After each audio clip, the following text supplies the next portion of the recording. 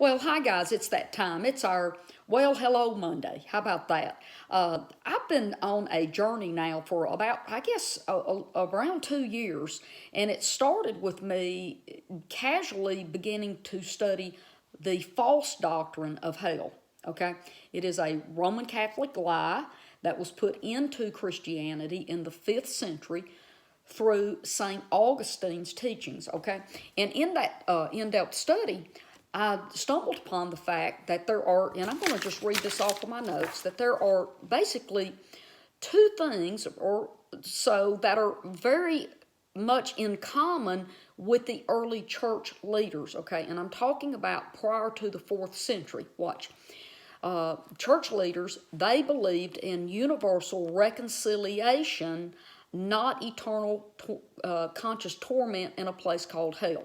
They believed that there would be a purification of all people, all things, and some of them even believed, yes, Satan, the devil, and the fallen angels would be reconciled depending on the amount of time that it took for them to be purged, okay?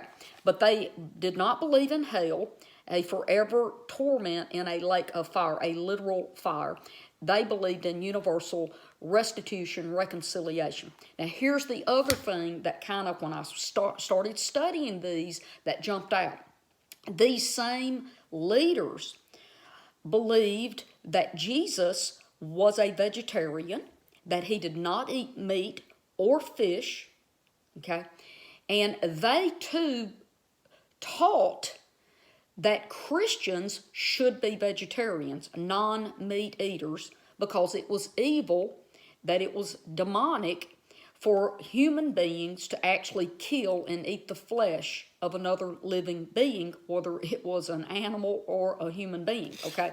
Now, the reason that they believed this, okay, and taught this, now look, they lived vegetarian lifestyles, okay, and it starts with Jesus, the 12 disciples. Oh my goodness, guys, when you start studying all of these things out, it is amazing the documents, the old history that shows that Jesus and his disciples were vegetarians. And all the men and women that sat under the early disciples, okay, they were also vegetarian. This was part of being a believer. Part of following Jesus meant that you would follow his lifestyle and his ways. I want to show you this book. This is a very interesting book.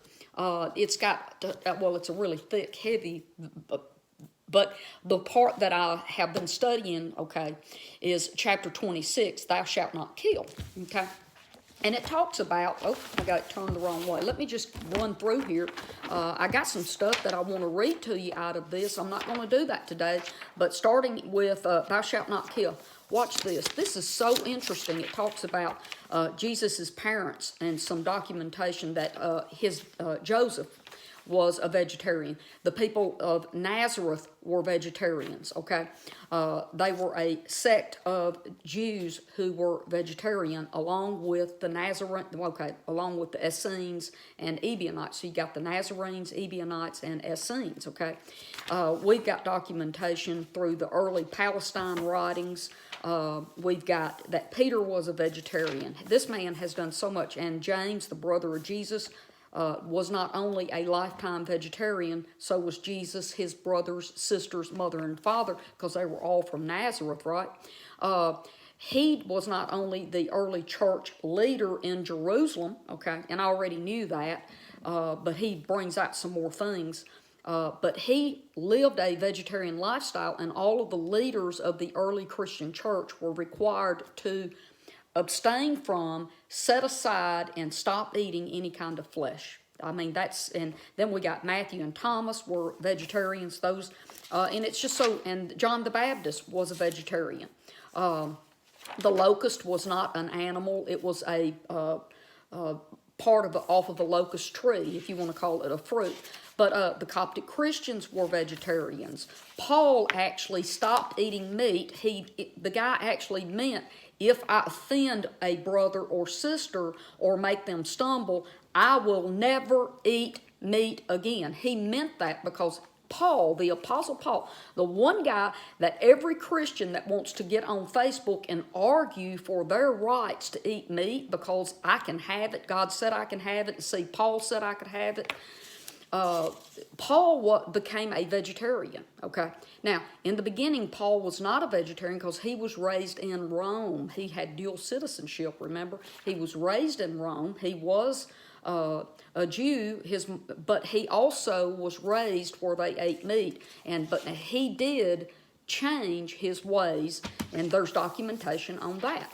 We've got all kinds of great stuff. I want to read some of this to you, but not today. What I want to do today is I want to go back and tell you these early church leaders. Here's what we have to ask ourselves. What did they know about Jesus, the way, following Jesus, early Christianity? What did they know that we do not know now that they believed in universal reconciliation, not eternal torment in a place called hell, a lake of fire? And what did they know that's been suppressed, hidden, changed, destroyed? That Jesus was a lifetime vegetarian, so was all of his family. His disciples were vegetarians, as well as all of the early church leaders up through the 4th century. And what changed, what happened? We need to ask questions of what happened to the early 350 years of Christianity. Something flipped and changed, okay? I will tell you that the eternal conscious torment in hell, when that flipped, was when St. Augustine started teaching it in the 5th century in the Catholic Church, because he believed in that pagan theology from previous religions that he was involved in prior to his conversion to Christianity, okay? Or well, not Christianity. I don't even want to say it like that. Forgive me. Before his conversion to Catholicism, okay? Now, because the more you study it, you're going to figure out there's a huge, wide gap between Roman Catholicism and what true Christianity is, okay?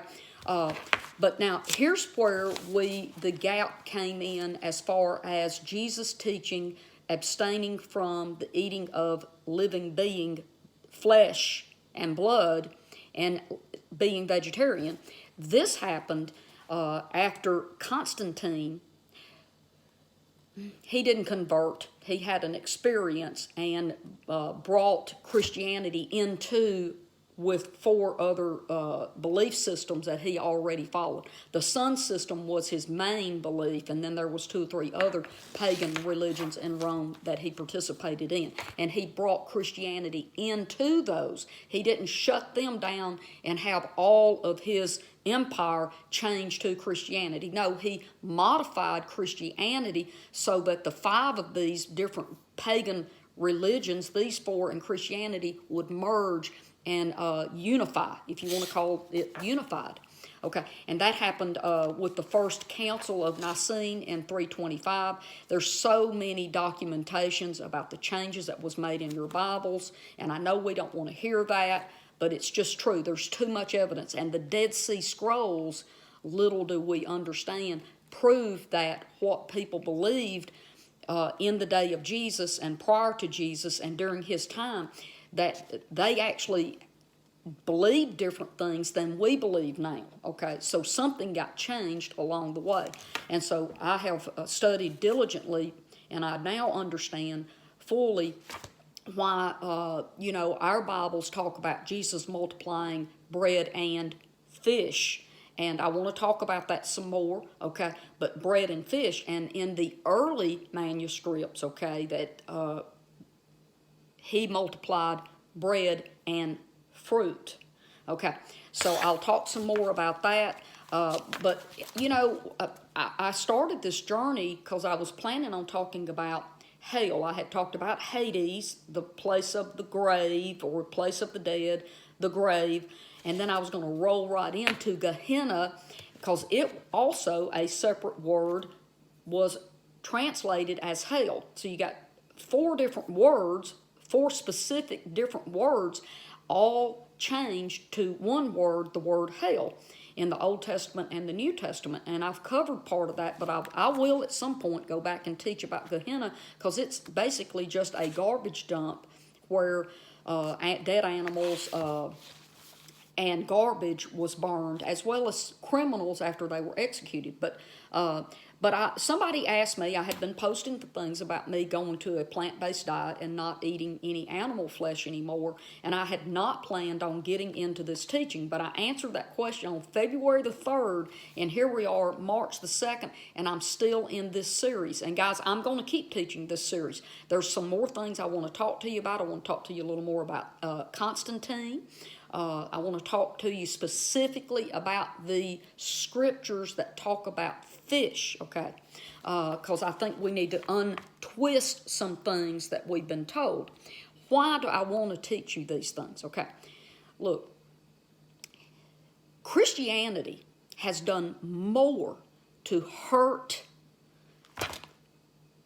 animals than any other religion, because we hold to the idea that from Genesis chapter 3 that God is violent. He killed an animal to steal its fur, to make Adam and Eve fur coats to cover them, and it wasn't even winter time. We believe that Abel killed the first lamb. That is not true. Abel is a type and shadow of Jesus. Abel was a keeper of the sheep, not a slaughterer of the sheep. Jesus does not come to slaughter the sheep. Jesus is here to care for the sheep. That's the identity with Abel and Jesus, is that they were caretakers of the flock. Abel, real live lambs. Jesus, real live people, okay? But all through this, guys, I'm going to run down this real quick. Why did I change? I answered a lady's question, why did I change to a vegan diet? And then I did, where did men learn to eat flesh? And that was from the fallen angels. Genesis 9, I did some talk about it, and that God did not give us permission to eat animals. That's been misread and chopped up to sound that way. I talked to you about Numbers 11, how angry God was because his will was manna from heaven, and the Israelites wanted flesh, animal flesh to eat. Okay, and then I talked about my diet, and then that's when I started talking about Daniel chapter 1, where the Israelite boys were taken captive through a war that was lost, and Daniel and the three, Shadrach, Meshach, and Abednego, did not change their diets. They were lifetime vegetarians, okay? And they were stronger and smarter, more intelligent than the other boys whose diet included meat, okay? And then I put out the Daniel challenge, 10 days. Just take 10 days out of your life and go meatless, no meat byproducts, animal products, byproducts. Go completely plant-based, vegan-type diet. I've had so many testimonies come from that. I talked about when Christians were forbidden to live a vegetarian lifestyle. That actually got to be where they would hunt you down and kill you if you didn't give up that lifestyle. We don't know that. No one teaches that to us in our churches today. You know, we are all about making it to the buffet and eating 10 different kinds of meat every Sunday. And if Jesus was in his grave, he'd be turning over in it. Thankfully, he rose back to life, right? So here's some more stuff. Did God kill an animal? Did Abel kill a lamb? I gave an awesome testimony from a lady, and I get testimonies all the time from people that's doing this Daniel challenge.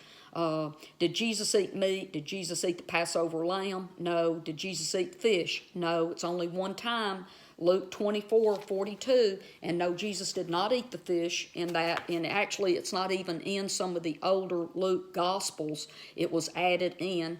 That's part of the changeover that Constantine made. Look, if he's going to talk Christians into eating meat, he's got to tell you that it's okay to do that. And he's got to get rid of the teachers that tell you that God doesn't want you doing that, okay? The next thing I did, a Daniel challenge and some comical stuff that I had with a friend of mine. She's a very close buddy of mine. We talked about God and how crazy we are to think that God didn't have a better plan at the Noah flood, that he's just all out of options and tells mankind to start eating meat because he didn't plan that out very well, did he? Because they ran out of food. Historical evidence, this is where I ended last week, was the historical evidence that Jesus did not eat meat and fish. And then I started reading to you out of some of my different books that I've been studying. My last two videos have been my daily eating habits and me sharing some different products that's available for you while you're in this bridge over state of changing from eating animal meat and those byproducts into a healthier lifestyle. So that's all I'm doing today. I just wanted to give you a little recap today, and tomorrow I'm going to hop back in and start talking to you about the more historical evidence that Jesus indeed was a vegetarian and he did not eat fish. I love you, and I will see you here tomorrow. Bye-bye.